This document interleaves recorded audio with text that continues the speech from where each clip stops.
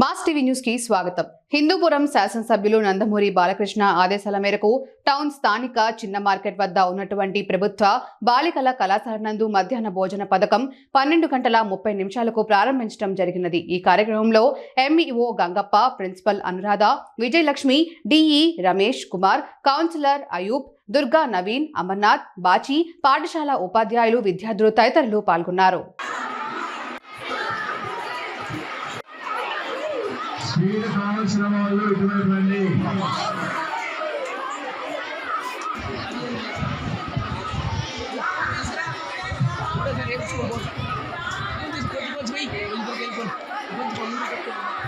పిల్లలు దాదాపు 570 మంది జరుగుతున్నారు.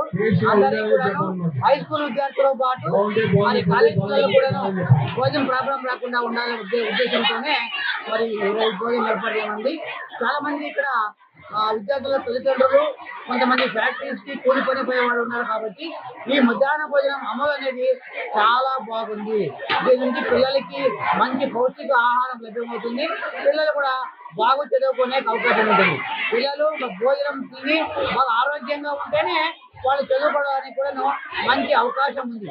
కాబట్టి ఈ పథకాన్ని పిల్లలందరూ కూడా సద్వినియోగపరుచుకొని ఇంటి నుంచి క్యారేజ్ తెచ్చుకోకుండా ఇక్కడే భోజనం అన్ని తీసుకోవాలని చెప్పేసి మంచి పౌష్టికాహారం అందిస్తాం. కాబట్టి దీని నుంచి పిల్లలు బాగా చదువుకొని భవిష్యత్తులో మంచి విద్యార్థులుగా కావాలని మేము కోరుకుంటున్నాం.